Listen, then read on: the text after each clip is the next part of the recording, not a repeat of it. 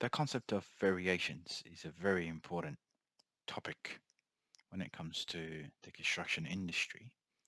The purposes of this video is to highlight some of the legal considerations associated with variations. Let's start off by defining what a variation is. So at the start of the project, you've got a scope of work, and this scope of work is agreed on by the parties that are involved in the contract. Any change to the scope of work will lead to a variation. In the contract that's signed by the parties, initial contract, the scope of works is specified and it's defined. To determine the scope of works, sometimes we need to refer to certain documents such as the plans, the drawings that are associated with the design of the construction project. If any of the works is mentioned in that scope, then it would not constitute a variation. So you can't claim a variation as a contractor if that item that you're claiming as a variation had been included in the scope of works. Now, changes that are generated by a contractor would constitute a variation. For example, if there is a need to construct around a fixed object, and that additional construction will create extra work and cost for the contractor, that would constitute a variation. If the principal desires a specific change, let's say, for instance, they desire the tower cranes on a construction site be upgraded so that the lifting capacity increases, that would again constitute a variation. If the building were to expand, so let's say you started off with a two-story building and then the client decides that they want to add an additional story, that again would constitute a variation.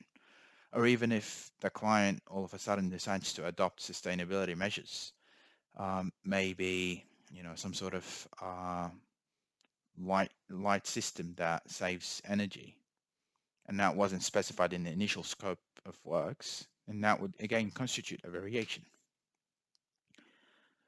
It's also important to understand what does not constitute a variation. So any item, as I said, that's specified initially in the contract, that's included as part of the scope of works, that's definitely not a variation. If the contractor purchases material, and let's say, for instance, that material, so the client or the principal desires a specific material and the client goes and purchases something which is of better quality, but the client did not request that material, the contractor can't claim over here that extra cost associated with the better quality material as a variation. Again, if the contractor does work and that work had not been instructed by the principal, then the contractor cannot claim that work as a variation. Any changes that are consequential to the design development for ongoing design development under contract is not a variation. What does that mean? Let's assume that there was a contract between the principal and a contractor. The design still hadn't been completed at the start of or at the time when the contract was signed. And it was agreed that, the design would be provided by the principal. So given that both parties were aware that the overall design of the building wasn't complete, if the principal were to add certain elements to the design, let's say, for instance, constructing an additional room or moving the wall of a particular part of the building because an additional room needs to be constructed, and it was made clear that that additional room would sort of be plausible as a design proposal, then the contractor over here cannot claim that as a variation. There's also this important aspect of elements or work that is indispensably necessary meaning that the contract itself doesn't specifically define the exact elements of the work. And just because these elements are not defined in the contract does not mean that the work itself is not a variation. I'll give you an example of that. Let's say, for example, it's clear in the contract that doors had to be installed for each of the rooms. Now, the hinges associated with the doors are not specified, but these would be considered as indispensably necessary elements of the works because doors had already been specified and you can't have a door without a hinge. So the contractor over here cannot claim that the hinges, given that they're not specifically mentioned as part of the scope of works, that they are then a variation. They're not a variation. And the authority case is the one that you see listed down on the screen in front of you, New South Wales case. Now, this second point, where the superintendent has the power to direct the method of execution of work, then any instruction as to the method would not constitute a variation.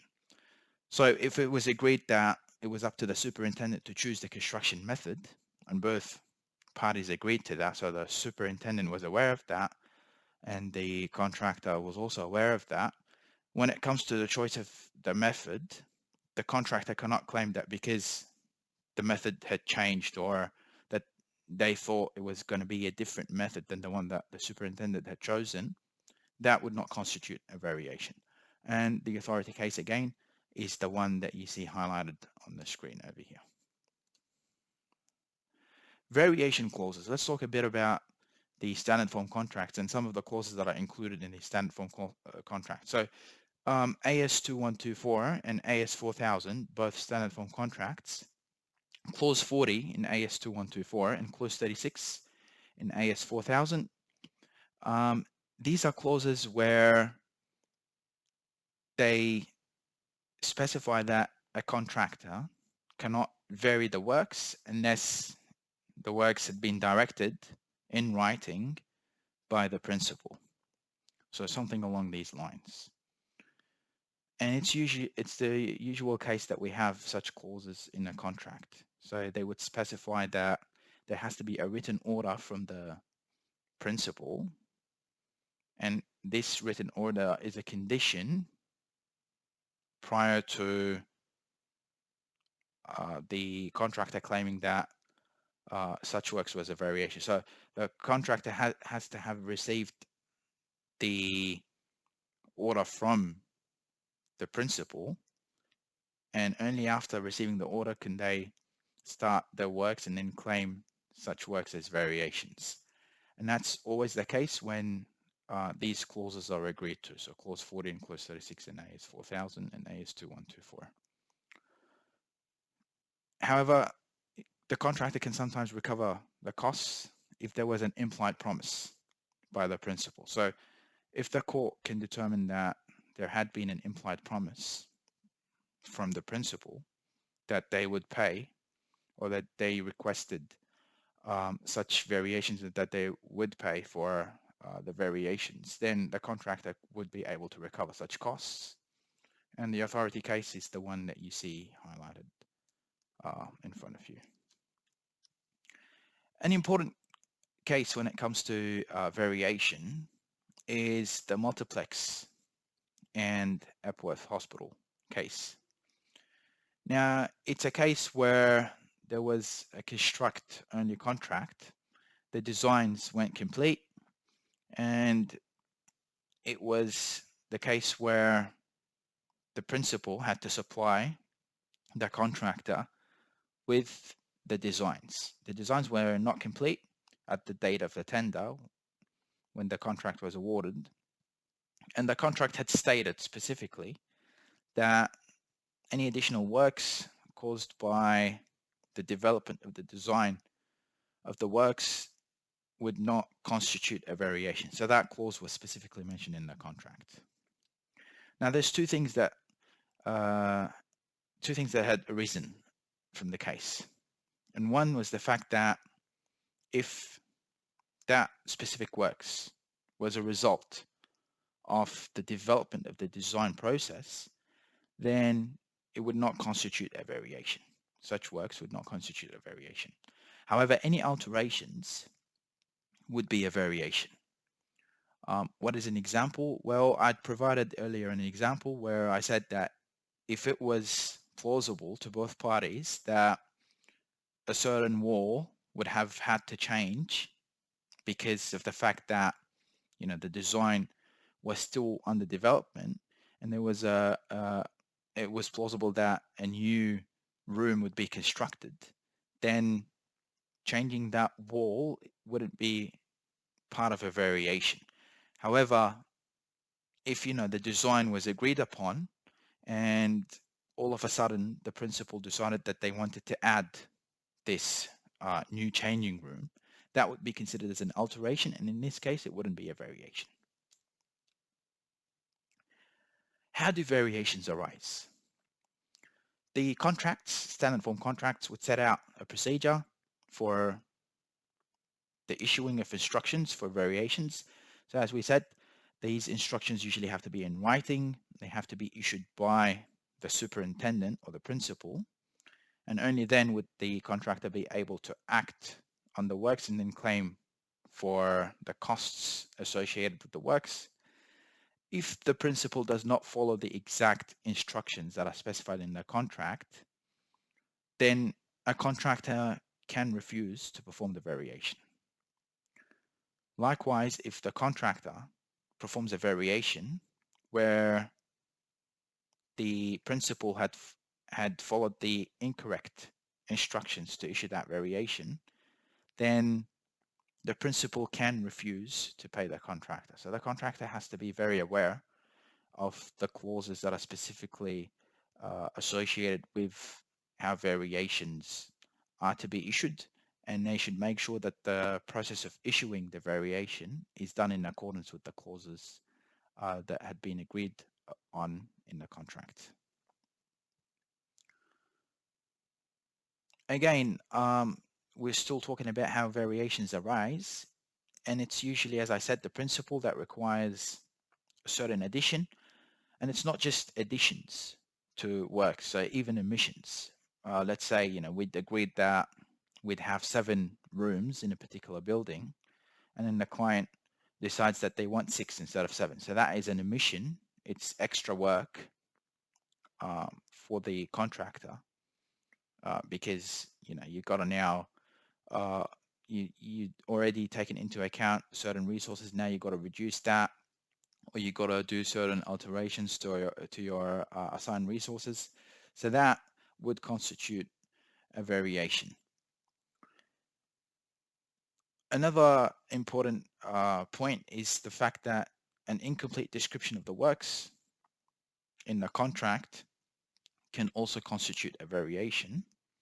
And that's a reason why there's a lot of disputes. It's usually due to misconceptions when it's not really clear what the description of the works is in the contract.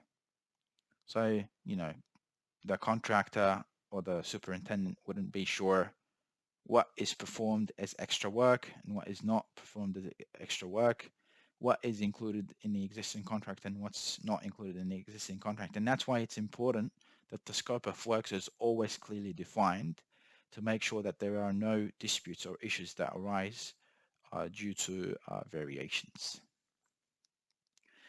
Okay, now we will be talking about the variation process. So what is the variation process? The variation process depends on the sort of contract that's signed between the parties. Most standard form contracts, they specify the process of, instructing a variation and the process of claiming for payment for a variation. An example of that is AS 2124, clause 40.2. So it does mention the process, the variation process. And as I said, it's always the case that a superintendent would need to direct the work first. So they need to issue instructions, and these instructions usually have to be written. Power to order variation. You can't assume that the common law automatically grants the power to the principal to order variation. It has to be specifically mentioned and agreed on between the parties that the principal has such power. So you have to make sure that you include clauses in the contract that specifically mention this. If there is no mentioning in the contract of the power to order variation, then the contractor can refuse to perform the variation, and they can choose to stick to the original work. Now, in this instance, if the principal keeps on insisting on the variation without the power being explicitly mentioned as a clause in the contract, the superintendent over here or the principal would be found to be liable for breach of contract. And in such cases, the contractor can terminate. And an authority case is the one you see on the screen in front of you. Who orders variations? Well, as I said, it's in most standard form contracts, it's the superintendent that orders the variation. Is there a limit on the variations that can be ordered? Well, the parties involved can agree to impose a certain limit, a monetary limit on the extent of additional works. And this was again highlighted in this case that you see in front of you on the screen. So these limits would impose restrictions on the power that a superintendent would have when it comes to ordering variations. It's important to understand as well that variations have to be reasonable. So you can't order variations that are not reasonable. And when I say reasonable, I mean in terms of the extent of the works that are involved, in terms of the timing that's involved, and in terms of any change in circumstances that arises due to the execution of the extra works. Where the work is covered by instruction that expressly excluded such works from the contract, then the power to order the variation would not permit such instruction.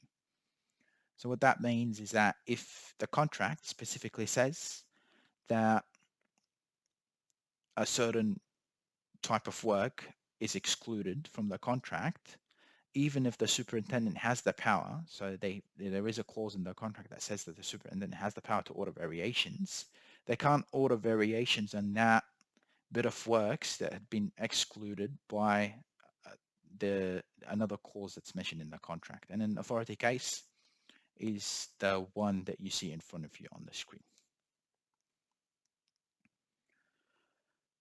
Again, this case, Victorian case, highlights one specific aspect when it comes to unreasonable variation, and that is the percentage that's associated with the increase in scope. So in this particular case, it was an additional 40% increase in scope, and the court found that this was way unreasonable, and hence the changes were not constituted as variations. The standard form contracts, they do define what's a reasonable variation. For instance, clause 36.1 of AS 4000 says that a variation would be limited to those of a character and extent contemplated by and capable of being carried out under the contract. So that clause would be present if the parties decide to adopt AS 4000 as a standard form contract. What's the point of such clauses? Well, these clauses are present because they prevent the principal from fundamentally changing the building design completely. So, the principal would want to maybe expand from, 2 stories to 5 stories. And the presence of such clauses would prevent the superintendent or the principal from enacting such unreasonable variations. Instructions for variations. As I mentioned earlier, instructions usually have to be in writing. The contractor sometimes does not need to comply with the instructions if they're not in writing. So if the contract specifically says that any instructions for variations has to be in writing, then the contractor may choose not to comply with instructions that are received orally, because the instructions were specified that they had to be in writing as per the contract clause. In cases where the contractor proceeds with the work instructed, saying that it was a variation, but then you have the superintendent that saying that, well, it was just an instruction and not like fully a variation, then a contractor can recover their costs in an arbitration claim. And in these cases, if they're able to recover the cost, then it would definitely be constituted as the instructions would constitute a variation. And the authority case is this New South Wales case that you see highlighted in front of you. However, even in these cases, the contractor would need to establish that written instructions were given, and usually you do that as a contractor by referring to documentations and plans, drawings, maybe emails that you received from the superintendent ordering you to perform such works. If there is a requirement, a condition that a written order has to be made prior to a variation, then if the contractor chooses to proceed, there is a very high chance that the contractor would not be able to claim for the costs associated with performing such works. In certain cases, however, the contractor may be able to. So it's always safe. It's always safe for the contractor to make sure that instructions were given to them. These were written instructions that were given by the superintendent or by the principal to enact these certain changes.